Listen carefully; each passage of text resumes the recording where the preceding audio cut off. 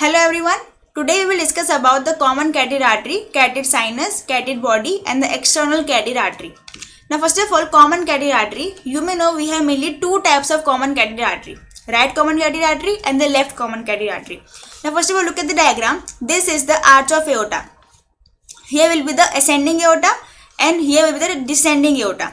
Now from this arch of aorta, we have mainly three branches arising from the arch of aorta. This is the left subclavian, this is the left common carotid, this one the middle one, and this is the brachiocephalic or the innominate artery. Okay, now the right common carotid artery actually arises from the brachiocephalic artery. This one, as you can see, this is the right common carotid artery arising from the brachiocephalic artery. Okay, and mainly begins in the neck behind the sternoclavicular joint, and the left common carotid artery is actually a direct branch of arch of aorta. Only this one, this is the left common carotid artery. Now in this we have mainly two things, carotid sinus and carotid body. Now first of all, let's see in this diagram.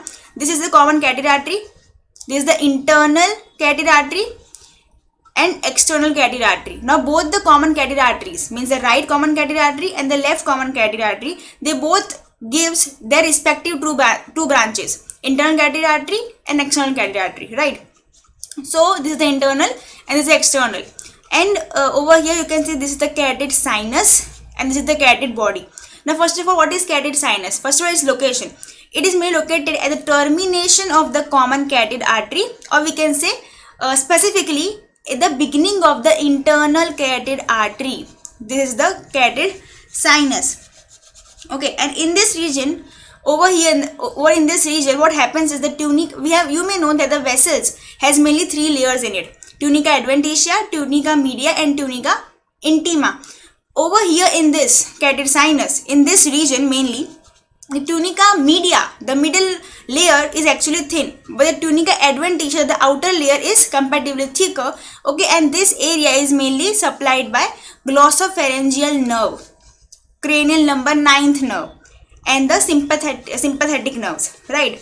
So remember, it is supplied by two or innervated by two nerves, glossopharyngeal nerve, cranial number 9th, and the sympathetic nerves. And the carotid sinus main action is that it acts as a baroreceptor, means it actually acts as a pressure receptor and regulates the blood pressure. Now the carotid body.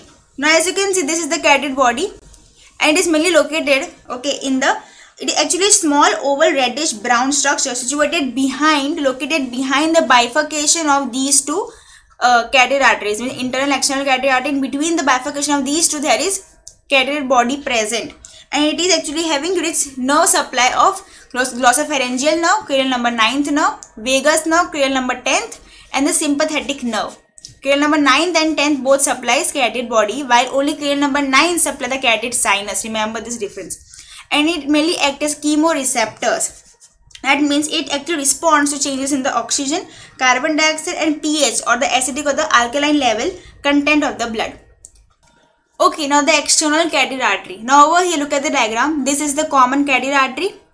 This is the branch of the common carotid artery, the external and the internal carotid arteries. Now this external carotid artery is actually branch of common carotid artery and present anteriorly to the internal carotid artery, and is a chief artery to supply structures in front of the neck and the face.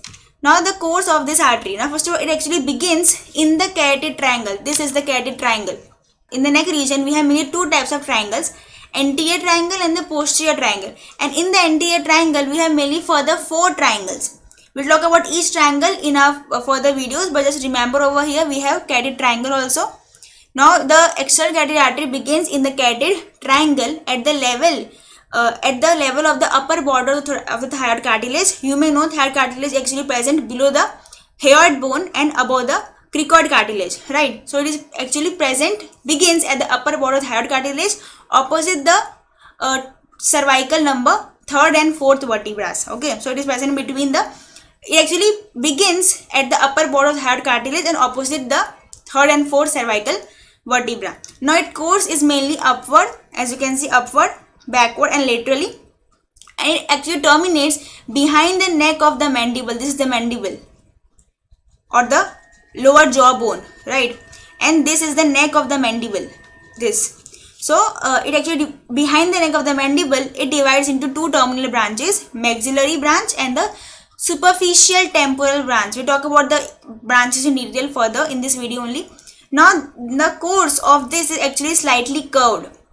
Okay, and because of its curved nature, it is actually present anteromedially to the internal carotid artery in the lower part and anterolaterally to the internal carotid artery in the upper part.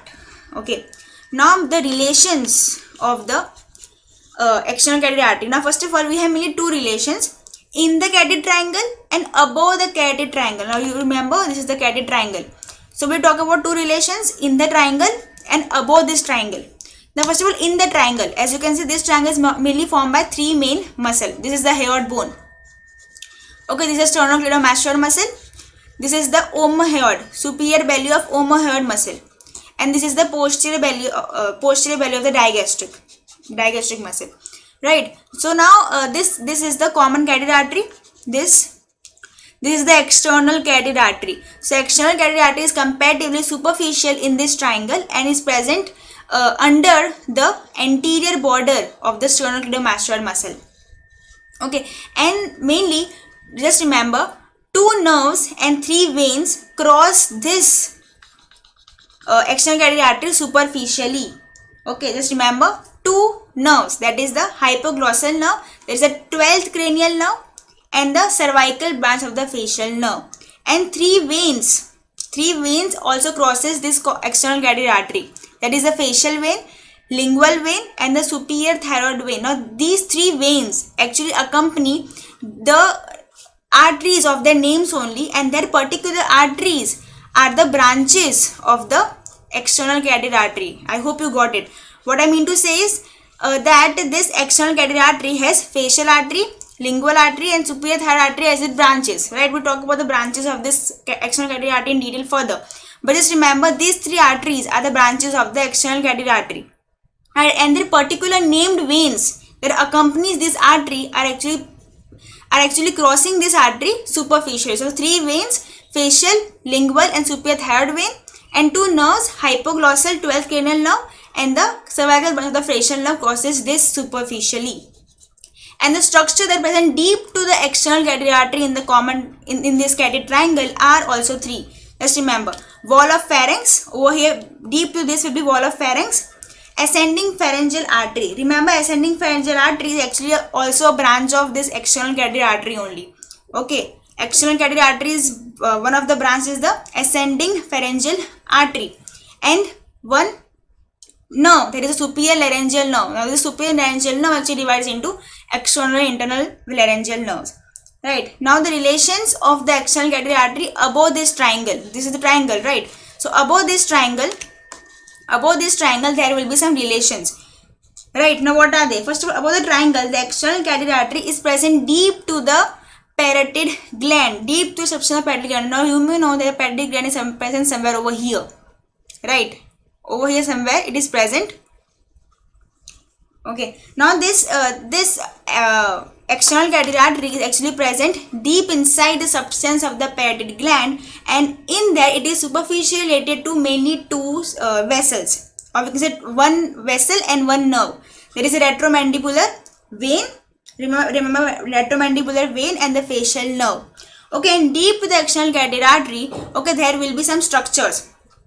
Okay, above the carotid triangle there will be, first of all, above this triangle over here, deep to the external carotid artery, there will be internal carotid artery. Not only before only that the external carotid artery is present anteriorly to the internal carotid artery, and so internal carotid artery will be deep to external carotid artery. Okay, and so it is actually present as a deep relation of the external carotid artery above the carotid triangle. Okay, now structure which is present in between these two arteries, external and the internal, are two muscles, styloglossus and the stylopharyngeus muscles, and mainly two nerves, 9th and the 10th cranial nerve. 9th cranial nerve is the glossopharyngeal nerve and 10th cranial nerve is the vagus nerve. And there are two 10th cranial nerves, pharyngeal branch will be present between the external and the internal carotid arteries, and the two structures deep to the internal carotid artery are mainly two substances or two nerves, we can say. superior laryngeal nerve, and one ganglion, superior cervical sympathetic ganglion. Deep to the internal carotid artery, first of all, external carotid artery. Deep to that there will be internal carotid artery. Between these two arteries there will be two muscles, this staloglossus and stalopharineus, and two nerves, 9th and 10th cranial nerve. And deep to the internal carotid artery there will be two substances again, superior laryngeal nerve and the superior cervical sympathetic ganglion. Now the branches of the external carotid artery. First of all, anteriorly we are having three main branches, superior thyroid, facial branch, and the lingual branch. Posteriorly we have mainly occipital branch and the posterior auricular branch. Medially we have ascending pharyngeal branch, and terminally we have mainly two terminal branches, maxillary and the superficial temporal artery. Clinical aspects. Now first of all, carotid sinus syndrome. What is this? Carotid sinus, if you remember, it is present at the beginning of the internal carotid artery, and it is richly supplied by the glossopharyngeal nerve and the sympathetic nerve. Now what happens is, in some person, this sinus, carotid sinus, is actually so much hypersensitive that just because of a sudden rotation of their head, it actually causes slowing down of the heart and the slowing down of the heart rate. Okay, and that particular slowing down of the heart just because of the sudden rotation of the head because of the hypersensitivity of the carotid sinus is known as a carotid sinus syndrome. Now in the supraventricular tachycardia, tachycardia means the increase in the heart rate and the pulse is the tachycardia. So in the supraventricular tachycardia, okay, carotid sinus massage is mainly done as a therapy. Okay, because such massage actually cause controlled supraventricular tachycardia due to the inhibitory effect of the vagus nerve on the heart. Okay, inhibitory effect of the vagus nerve causes the slow down of the particular tachycardia or the increased rate of the heartbeat. The necktie that you wear should not be tied tightly because it may cause compression to the internal carotid artery that supplies the brain, and because of the compression of the particular internal carotid artery, it may cause deficient supply of the blood to the brain. So this was all about the common carotid artery, carotid body, carotid sinus, and external carotid artery. Hope you understood well. Thank you so much.